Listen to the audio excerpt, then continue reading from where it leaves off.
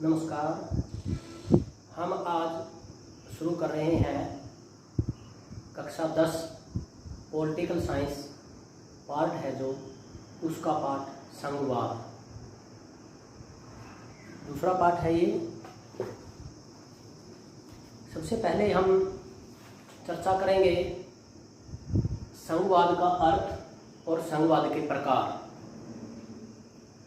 1947 में जब देश आज़ाद हुआ उसके बाद 26 जनवरी 1950 को संविधान लागू हुआ और 1951 के अंत में से शुरू होकर 52 तक लोकसभा चुनाव हुए।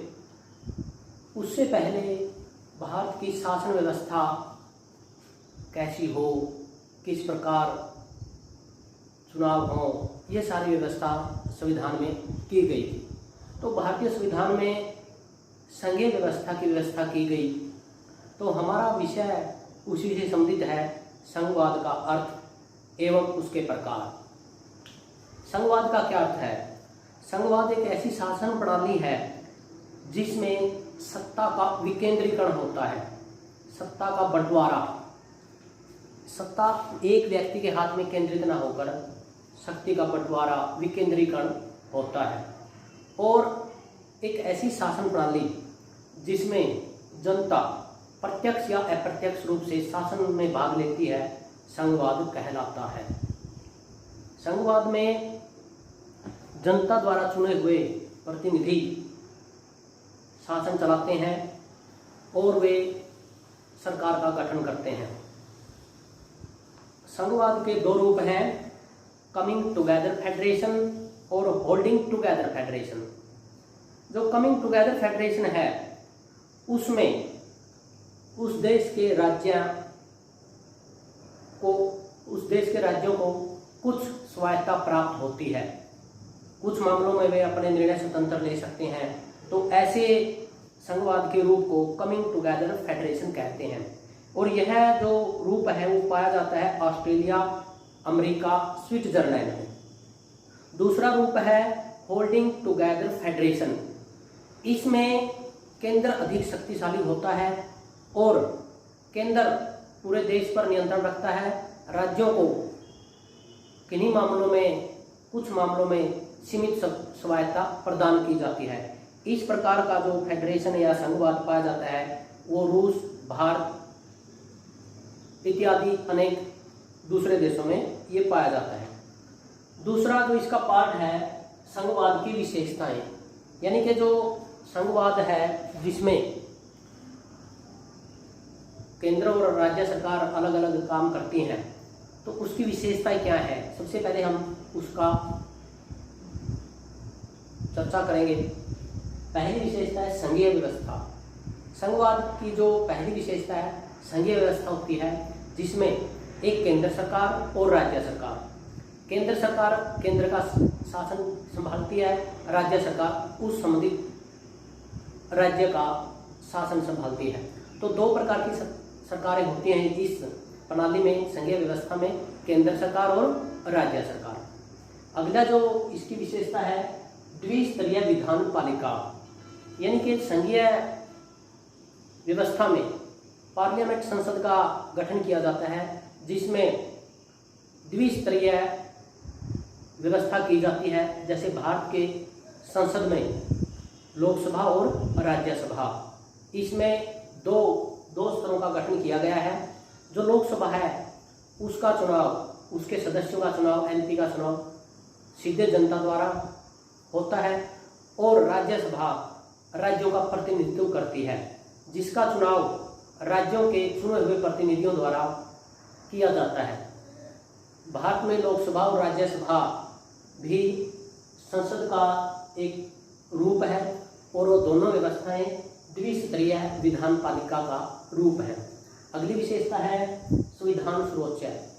संघीय व्यवस्था में संविधान सर्वोच्च होता है।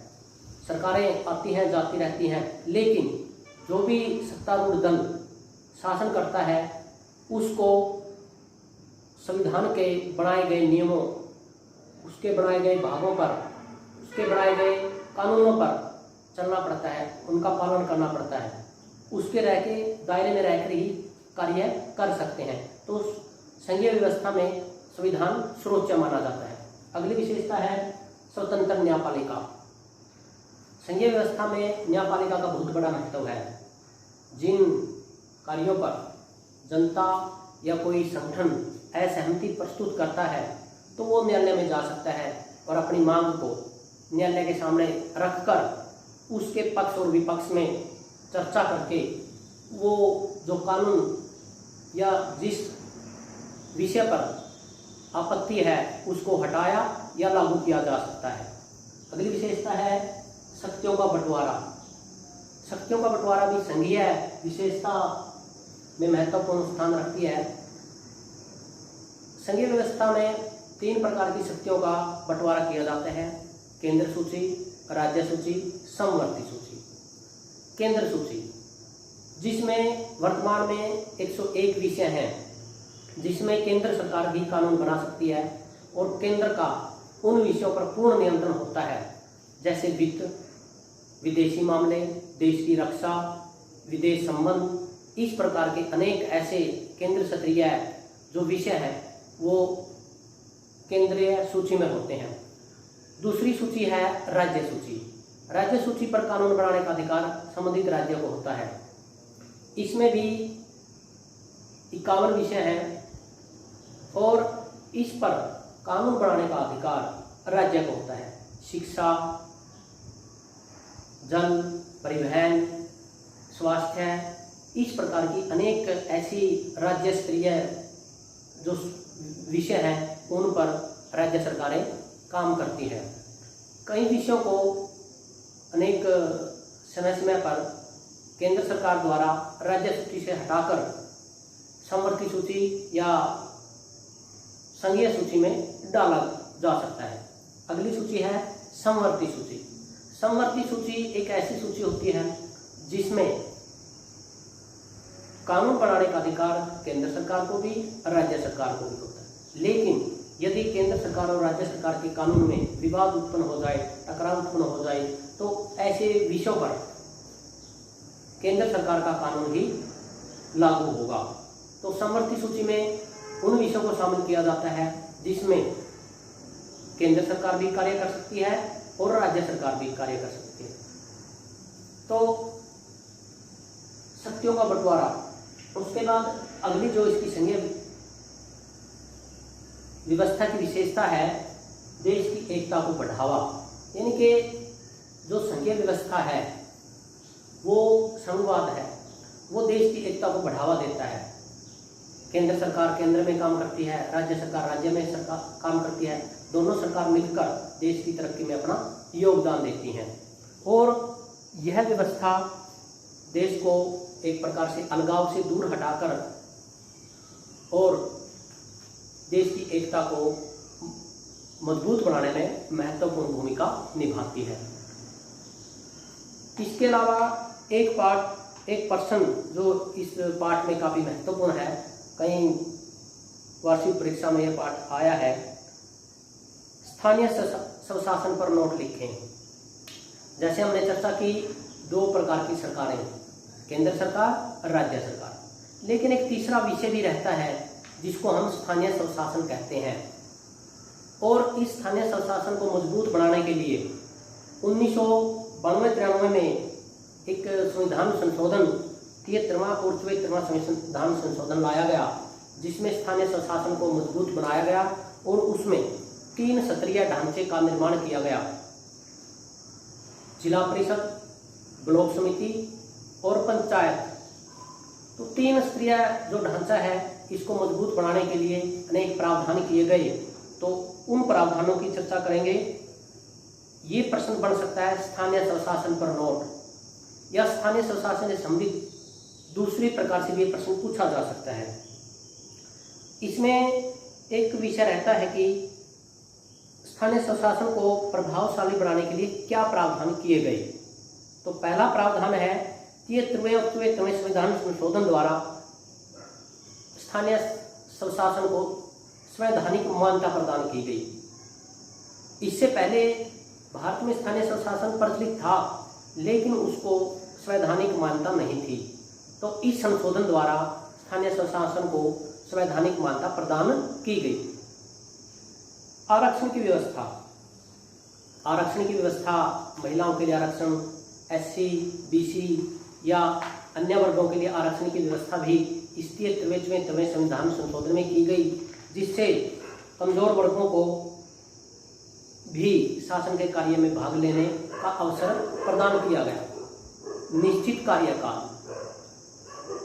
स्थानीय स्वशासन को मजबूत बनाने के लिए कार्यकाल निश्चित किया गया। जिस प्रकार केंद्र और राज्य सरकार का कार्यकाल भी 5 वर्ष निश्चित किया गया है, उसी प्रकार स्थानीय स्वशासन जिसमें जिला परिषद, ब्लॉक समिति और पंचायत आती हैं, उनका भी कार्यकाल 5 वर्ष निश्चित किया गया।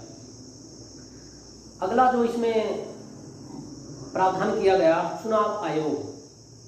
जिस प्रकार केंद्र और राज्य सरकार के चुनाव के लिए चुनाव आयोग समय समय पर कार्य करता है, मतदाता सूचियां, कर्मचारियों की ड्यूटियां, चुनाव करवाना, परिणाम घोषित करना, इस प्रकार के नए काम चुनाव आयोग करता है। इसके साथ साथ स्थानीय स्वशासन को भी मजबूत बनाने के लिए चुनाव आयोग को निर्देश दिए गए और चुनाव आयोग का एक हिस्सा बन गया, जिसमें स्थानीय स्वशासन का चुनाव समय समय पर संपन्न करवाया जाए। कर लगाने व कर एकत्र करने की शक्ति। स्थानीय स्वशासन को मजबूत बनाने के लिए एक व्यवस्था की गई कि कोई भी स्थानीय जो प्रशासन है, जिला परिषद, ब्लॉक समिति या ग्राम पंचायत, कुछ सीमा तक कर लगा सकती है और उस कर को इकट्ठा करके अपने क्षेत्र के विकास में उसका उपयोग कर सकती है। इसके साथ साथ स्थानीय प्रशासन स्थानीय लोगों की भलाई के लिए, विकास के लिए कार्य करता है। उसके लिए अनुदान देने की एक अलग से व्यवस्था की गई, जिसको वित्त आयोग कहते हैं। वित्त आयोग ने ग्रामीण भारत को मजबूत बनाने, उसको विकास की दौड़ में बराबर का भागीदार बनाने के लिए एक वित्त आयोग की गठन किया गया, जो समय समय पर ग्रामीण भारत में अनेक अनुदान, अनेक ऐसी योजनाएं बनाता है जिससे ग्रामीण लोगों का कल्याण हो और वो भी एक ऐसा जीवन जिससे वे भी आधुनिकता की दौड़ में अपने आप को बराबर का हिस्सेदार माने। तो इन 2 प्रश्नों के अलावा अन्य प्रश्नों के लिए आप हरियाणा विद्यालय शिक्षा बोर्ड भिवानी द्वारा लागू की गई NCERT की पुस्तकें पढ़ेंगे तो अच्छा रहेगा। इसके साथ साथ आप अन्य जो सहायक पुस्तकें हैं उनका अध्ययन भी कर सकते हैं।